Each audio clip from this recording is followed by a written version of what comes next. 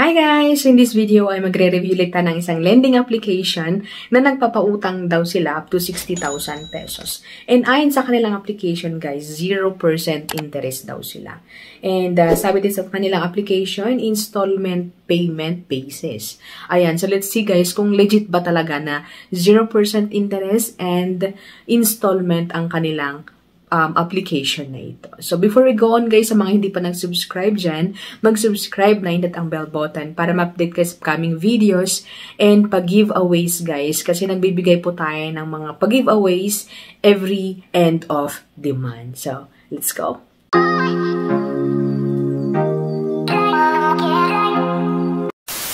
Welcome and welcome back to my channel. So, in this video nga guys, is magre-review tayo ng isang lending application. Ayan, ayon sa kanilang application guys, longer term repay in installment and 1,000 to 6,000 pesos guys ang pwede nating mahiram sa kanila. Ayan, and sabi din dito, 0% interest sa karapat-dapat na mangutang. Okay? So, sa mga approved siguro mga ganyan. And walang collateral or guarantor. Ayan. And sabi dito na magbayad sa oras at abot ng 65,000 pesos ang makuha. O, di ba?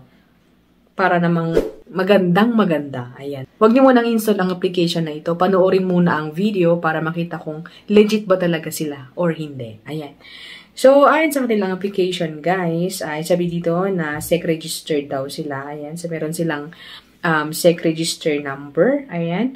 So, ang application na ito, guys, ay Light Credit Peso Cash Loan Application. Ayan. And powered by Prima Fintech Lending Corporation. And meron silang 4.7 na stars and 3K reviews. Ayan. So, medyo marami-rami ang kanilang stars and reviews. So, let's see guys kung okay ba talaga sila or hindi. Ayan. Pagkabukas ng kanilang application guys, syempre may pa-welcome. Ayan yung kanilang logo.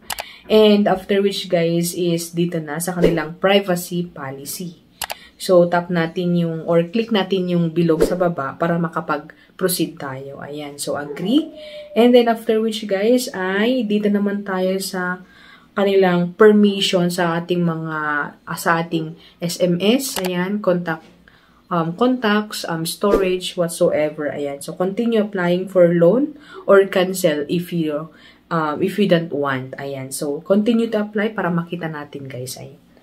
And then, after which, guys, ay dito na, ipapakita na nila yung maximum credit daw. Ayan. So, maximum credit amount of 60,000 pesos. Loan term, 91 days to 365 days. Ayan. So, meron silang daily interest of 0.95 pesos. So, mababa daw yun, guys, para sa kanila. Ayan. So, mababa daw. And then, tap natin yung apply para makapag-proceed na tayo. Ayan.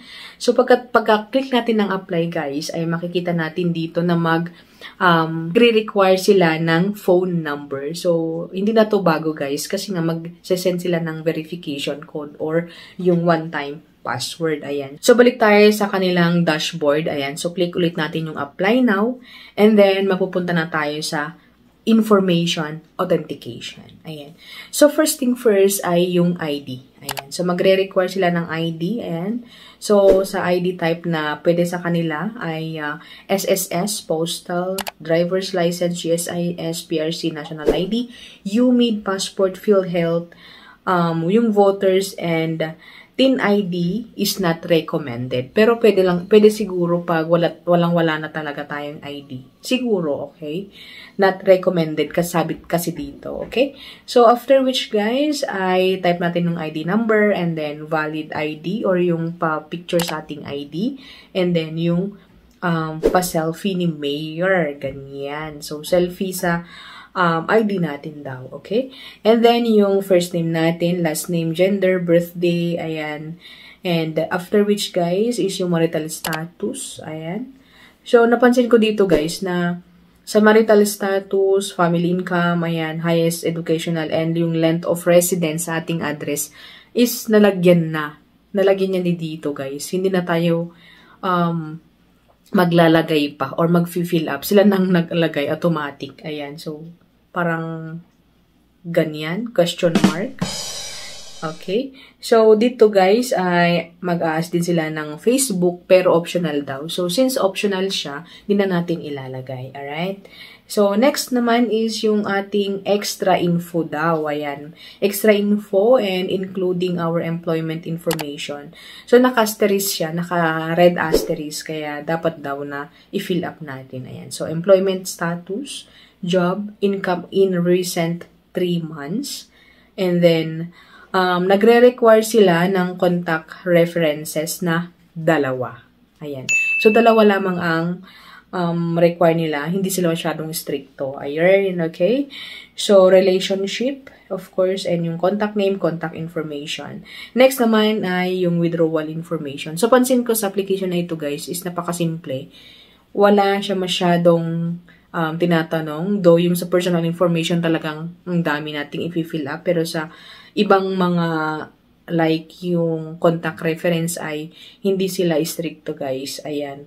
Konti lang, ganyan. So, para ang bilis mag-fill up sa application na ito. Yun talaga, guys. Okay? So, withdrawal information. Ayan, syempre select natin kung anong withdrawal information. Kung bangko, GCash, or yung sa labas, kunyari sa Willier, Palawan, ganyan. Okay, so sa akin GCash and lagyan natin account number, ganyan, and then next na natin. Ayan, so dito na. So magkakaalaman na kung magkano talaga ang papautang nila. Okay, you have complete all the personal information form. Please select the amount of loan you need. Okay, so hindi ko alam kung legit. Kasi sabi dito, choose. And from, makikita naman sa screenshot, 1,000, 2,000, 3, 4, 5, 6, 7, 8. Ayan. So, for me, para iwas ng it's a prank, ayan, pipiliin ko na lang yung 1K. Para in case na mapupunta sa ating GCash agad-agad, gaya ng aking experience nung nakaraan, ay at least konti lang or malit na amount lang siya. Okay? So, 1K, ayan. Tap ko yung 1K and then sabi dito, loan period 91 days installment. Ayan. So, next, ayan. So, makikita nyo si screenshot. Ayan. Sabi dito, credit amount. Yung amount na marireceive daw natin is 900 pesos. Paid up service is 100 pesos. So, amount repayable is 1,024. Ayan. So, ang marireceive daw natin is 900 pesos and may deductible na 100 pesos na yun yata service fee. Sabi dito, service fee. Pero may dagdag siya, kunyari pag magbabayad tayo ng 24 pesos. Ayan. And dito naman, loan term 91 days. But, first installment due is 7 days. So, babayaran na natin up to 7 days yung first na amount due. So, ang amount due natin is 1,024. So, ano pang babayaran natin after 21 days kung installment sila? So, medyo hindi ko siya maintindihan. Ayan. Gaya ng ibang application, guys, na aking na-review is 7 days, bagamat installment daw, magkano ang babayaran mo in 91 days. So, may mga 24 pesos. Yan. So, sabi dito, cash option, GCash, total amount due, 1,024, and total interest due is 24 pesos. So, malit daw ang interest nito, 24 pesos. Ayan. Pero, yun nga, at 7 days ang payment nito. Ayan. So, yun guys. So, sana naintindihan nyo, okay? So, sabi dito nga, in conclusion, or in summary, ayan. Credit amount, 1,000 pesos. Pero marireceive natin 900 pesos kasi may deduction siyang service fee na 100 pesos. And 1,024 ang babayaran natin after 7 days. Ayan. So, yun guys. And makikita natin dito sa may baba na andito yung mga logo ng Securities and Exchange Commission. Ayan. AMLC. Ayan. So, legit siguro sila. Ayan. So, let's try naman yung 8,000. So, let's see kung magkano yung deduction naman ng 8,000. Ayan.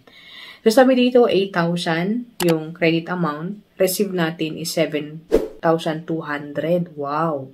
So, ang lit lang ng service fee na dinadadak ito. Sabi dito, 800 lang yung service fee, and yung amount repayable is 800 or 8,185. Ayan. So, maliit lang. Ayan. So, maliit lang daw. So, maliit lang ang kanilang deduction and malaki ang kanilang pwedeng ipautang sa atin. Ayan. So, sabi dito na 7 days talaga ang repayment nito. And yung interest natin, 185 days. So, yun po guys. Sana nakaintindihan nyo ang paliwanag ko. Ayan. Na pwede silang nagpautang ng mataas and maliit daw ang service fee, kanya lang ay 7 days ang repayment. Okay? So, sa mga nagbabalak kay Light Credit, nasa inyo po guys kung ituloy nyo pa rin o hindi. Pero para sa akin guys, ay hindi ko na lang po tinuloy kasi syempre paghihiramin mo yun, 7 days, in a short period ay hindi po tayo makakahanap ng pera na agad-agad na pambayad sa kanila.